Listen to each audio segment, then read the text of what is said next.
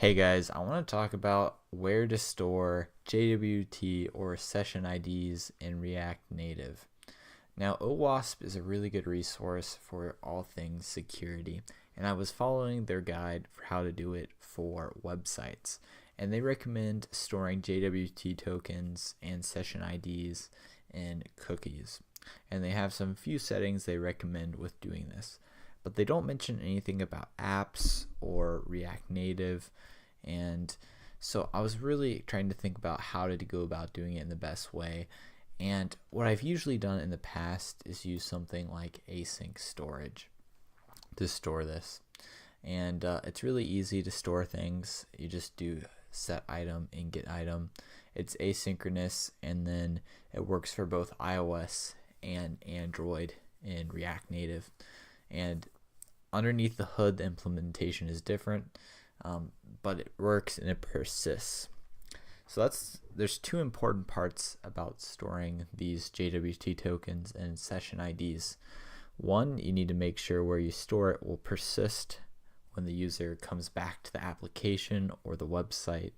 And two, you're going to make sure it's secure, and so no one else can get your token. Because if someone can get your token or their Session ID, they can basically act like they are you and make requests on your behalf.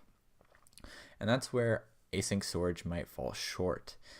It does not encrypt its data. Now, just because it doesn't encrypt it, I'm not sure if other apps can access async storage. I'm not quite sure. And I always wondered about this, and I wondered if there's a better place to store these things than async storage. And I stumbled upon this option that looks really good the other day. So this is something that Expo has, but basically Expo takes advantage of it. You can also use it without Expo, but it's called Secure Store. And again, it's implemented differently for Android and iOS. So with iOS, they use this keychain services, and with Android, they use the key store system. But what it does is, notice it encrypts the data that you send in, which will keep it hopefully secure in case any app actually is able to hack in and see what the value is in the store itself. I don't know if that's possible, and maybe Secure Store is overkill for this type of thing because we're just storing a Session ID, but I think this is a better place to store it than async storage, just from a security point of view from getting hacked.